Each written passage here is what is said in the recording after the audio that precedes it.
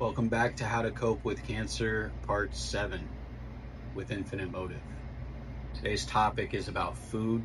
Before I really dig into that, I'll explain it kind of backward. When I got diagnosed, one of the first things they told me in terms of my odds of survival was that I should do well because of my physical fitness. I came into it in the best shape of my life. I had been borderline obsessed with working out. If I wasn't at work, I was trying to get to the gym. I would make it a priority at all times.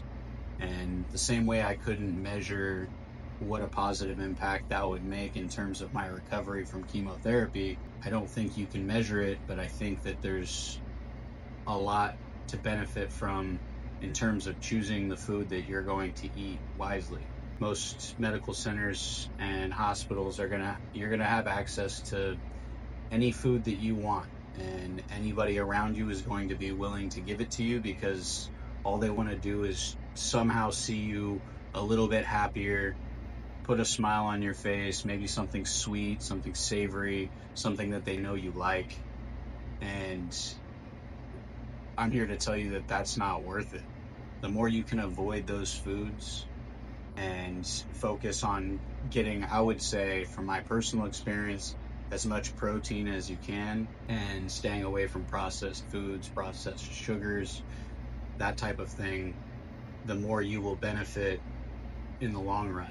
I can't measure that in any way other than my results speak for themselves in terms of me going from 80% of my body being cancerous to being in remission going on 5 years. The same way I couldn't measure the fact that me being in the best shape of my life entering cancer was what helped me so much throughout the process. It definitely allowed for me to get the highest dose of chemotherapy available to humans, but in terms of how my body responded to it, I'm told by doctors that that's the reason. And with given that same way of thinking, if you choose to eat a healthy diet and make that a priority, and make sure that you're constantly ingesting protein and trying to cut out processed foods, I believe strongly that that will be a net benefit. And that's not to say that I'm some perfect patient that never touched anything bad. There's going to be times that you're going to want a treat, or somebody's going to bring something, whatever it is, and I think you should still enjoy from time to time.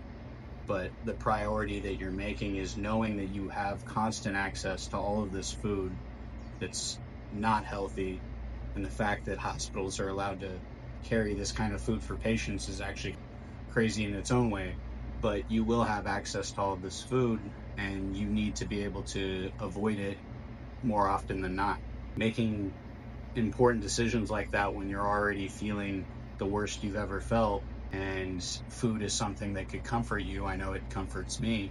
It's hard to make that call, but that call could be the difference between your body having a good response to treatment or a poor one.